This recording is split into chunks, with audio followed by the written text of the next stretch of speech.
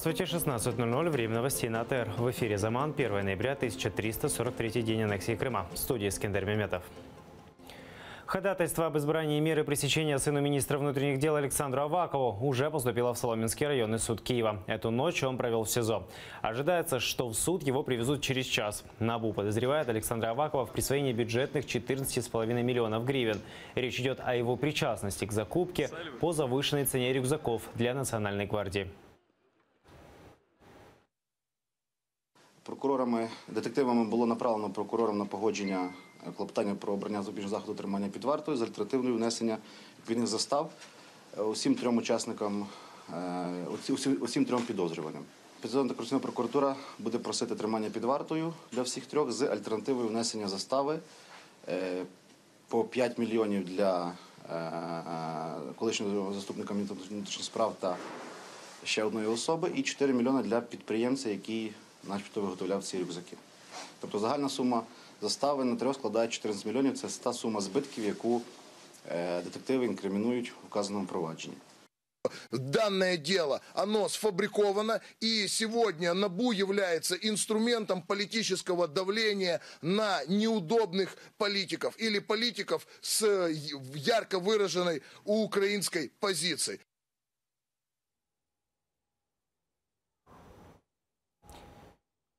Первый пришел. 2 месяца под стражей с альтернативой внесения залога в 160 тысяч гривен. Печерский районный суд избрал меру пресечения для экстрадированного из Панамы Владислава Каськева, руководителя госагентства по инвестициям и управлению национальными проектами времен Януковича. Его обвиняют в завладении 7,5 миллионов бюджетных гривен. Мизерную сумму залога в Генеральной прокуратуре объясняют тем, что адвокаты Каськева предоставили суду справку о возмещении государству причиненных убытков. После заседания Владислав Каськев вышел на свободу. Внести залог он должен в течение 5 дней.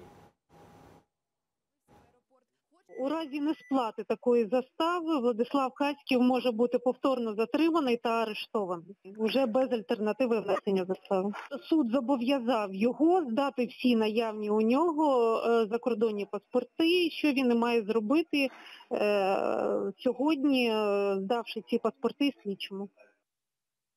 Сам Каськев в своем Facebook пишет, что вернулся в Украину добровольно и за собственные деньги, получив заранее разрешение на это от панамских властей. Он хочет доказывать свою правоту в суде. Ще 18 вересня я звернувся до Республіки Панама з проханням надати згоду добровільно приїхати в Україну. 27 жовтня Верховний суд Панами задовольнив моє прохання, зафіксувавши невідкладні міжнародні гарантії України не висувати додаткових звинувачень. Для того, щоб припинити спекуляції щодо збитків державі, вирішив їх відшкодувати незалежно від кінцевого рішення суду. З цих же причин вирішив самостійно оплатити переліт. В прошлом году Киев объявил Владислава Каськева в розыск. Арестовали его в Панаме. Местный суд назначил ему залог в $600 тысяч. Экс-чиновник эту сумму выплатил и попросил у Панамы политического убежища. Ему отказали. И сегодня ночью в сопровождении представителей СБУ Каськев вернулся на родину. Уже в аэропорту его передали в руки следователям ГПУ.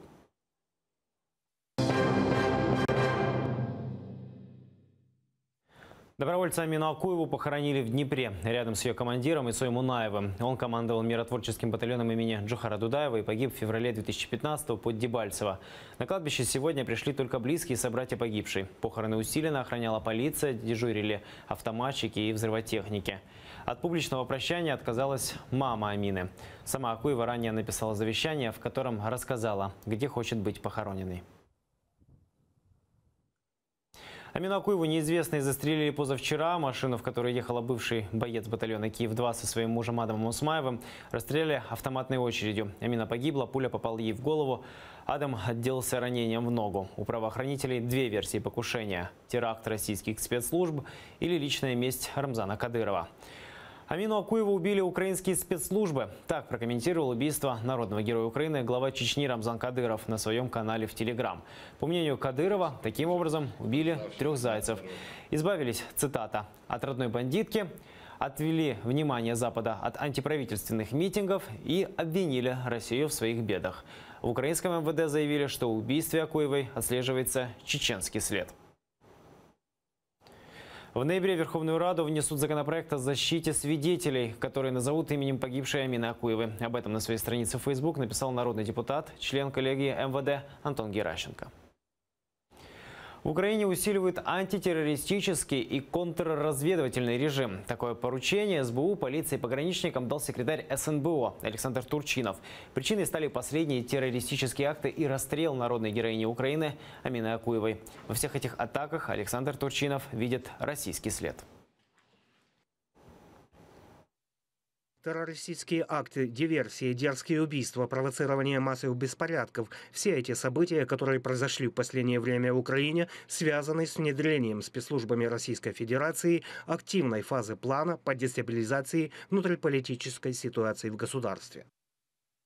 Караульный и его командир, которые допустили захват территории военной части в Одессе, могут сесть в тюрьму. Сейчас их судят, часовому грозит 5 лет, командиру части 7. Об этом на брифинге заявил главный военный прокурор Украины Анатолий Матиос. Он убежден, безнаказанный рейдерский захват земель аэродрома Министерства обороны – позор для украинского войска. Командир части проявил небрежность, а часовой на посту имел полное право стрелять в нападавших. Держава діє, держава має всі спроможності, ми робимо свою роботу. І той, хто допустив таке приниження і порушення, грубе порушення норм закону, які дають повне право відстояти ввірене військове майно і охороняти військовий об'єкт, вони фактично притягнуті до відповідальності. Один украинский воин погиб, еще 5 ранены. На фронте вновь обострилась ситуация. Тяжелые бои идут как на Донецком, так и на Приморском направлении. Боевики стреляют из минометов, гранатометов и крупнокалиберных пулеметов. На Светлодарской дуге погиб доброволец, разведчик родом из Грузии Георгий Саралидзе. Он добровольцем воевал за целостность Украины. 3 бойцов ранили вблизи Широкина. Окупанти майже 2 години били зі 122-мм артилерії, мінометів калібру 120 мм, гранатометів та кулеметів по оборонцях Широкіного, що на Приморському напрямку. Наші воїни відповідали противнику із піхотного озброєння. Загалом за минулу добу незаконні збройні формування 17 разів порушили режим тиші. С половины 2 ночи до 10 утра сегодня была перекрыта админграница с оккупированным Крымом. Не работали все 3 пункта пропуска – Каланчак, Чаплынка и Чонгар. Людей и транспорт не пропускали со стороны аннексированного полуострова. Причины неизвестны. Но некоторые российские СМИ написали, что из-за технических проблем. О ситуации телеканалу АТР рассказал первый заместитель представителя президента в Крыму Изет Гданов. Окупаційне ЗМІ розповсюджує інформацію, що якоби не працює інформаційна база у окупантів, тому були зачинені пункти пропуска з материкової частини України. З нашого боку жодних проблем немає. Як окупанти почали пропускати громадян та транспортні засоби, ми теж поновили пропуск. В деле свидетеля обыска в Бахчисарае назначили экспертизу. Шевкет Раззаков остается в статусе подозреваемого. Об этом ему сообщили во время встречи со следователем так называемого Следственного комитета по Бахчисараю. По словам адвоката Маммета Мамбетова, по результатам экспертизы будет составлен обвинительный акт. Шевкет Раззаков является свидетелем обыска в Бахчисарае в апреле этого года. В октябре против него возбудили уголовное дело. Следствие считает, что Раззаков плюнул в одного из сотрудников так называемой полиции.